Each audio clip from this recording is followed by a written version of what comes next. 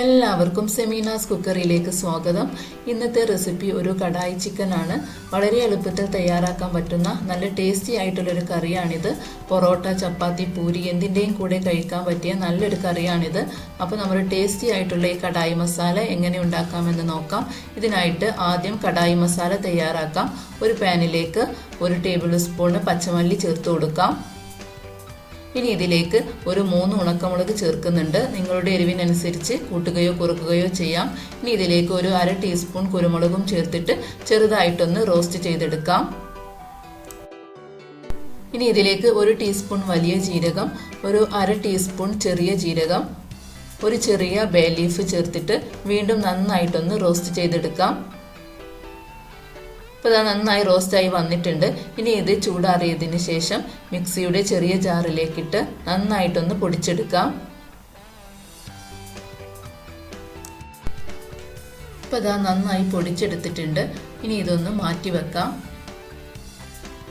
ഇനി ഒരു കടായിലേക്ക് 3 table spoon oil ഒഴിച്ചു കൊടുക്കാം. ഓയിൽ നന്നായി ചൂടായി വരുമ്പോൾ ഇതിലേക്ക് ചെറുതായി അരിഞ്ഞു വെച്ച സവാള 1 കപ്പ് ചേർത്ത് കൊടുത്ത് നന്നായിട്ടൊന്ന് വഴറ്റി കൊടുക്കാം.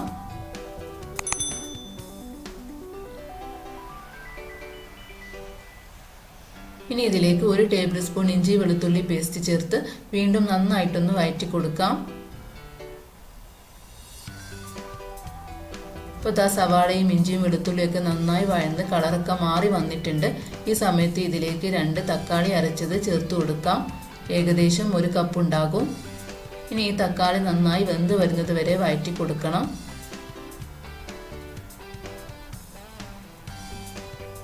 ഇപ്പോൾ തക്കാളിയൊക്കെ നന്നായി വെന്ത് വന്നിട്ടുണ്ട്.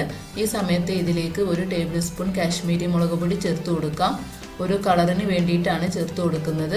ഇനി ഇതിലേക്ക് 1/4 ടീസ്പൂൺ മഞ്ഞൾപ്പൊടി ചേർക്കാം. ആവശ്യത്തിന് ഉപ്പും ചേർത്തിട്ട് വീണ്ടും നന്നായി ഒന്ന് വഴറ്റി കൊടുക്കാം. ഇനി ഇതിലേക്ക് പൊടിച്ചു വെച്ച കടായി മസാല ചേർത്ത് കൊടുക്കാം. മസാലയുടെ പച്ചമണം മാറുന്നത് വരെ നന്നായി വഴറ്റിയെടുക്കണം. ഇപ്പോൾ മസാലയുടെ പച്ചമണമൊക്കെ നന്നായി മാറി വന്നിട്ടുണ്ട്. ഈ സമയത്ത് ഇതിലേക്ക് വൃത്തിയാക്കി വെച്ച ചിക്കൻ കഷ്ണങ്ങൾ ചേർത്ത് കൊടുക്കാം. ഇതൊരു 1/2 കിലോ ചിക്കൻ ഉണ്ടാകും. ഇനി ഈ മസാലയും ചിക്കനും ഒക്കെ നന്നായിട്ടൊന്ന് യോജിപ്പിച്ചെടുക്കാം.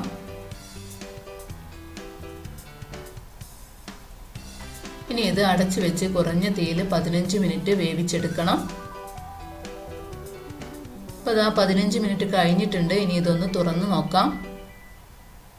ഇപ്പോൾ നന്നായി വെന്ത് എണ്ണയൊക്കെ മുകളിലോട്ട് തെളിഞ്ഞു വന്നിട്ടുണ്ട്. ഇനി ഇതൊന്ന് ഇളക്കി കൊടുക്കാം.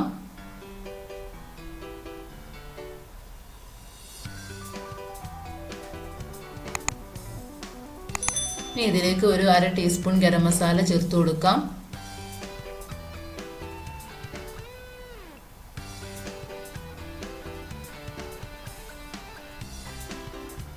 ഇനി ഇതിലേക്ക് അരിഞ്ഞു വെച്ച ക്യാപ്സിക്കം ചേർക്കാം. ഒരു 2 പച്ചമുളക് നീളത്തിൽ അരിഞ്ഞത് ചേർത്ത് കൊടുക്കാം. നന്നായിട്ടൊന്ന് യോജിപ്പിച്ചെടുക്കാം.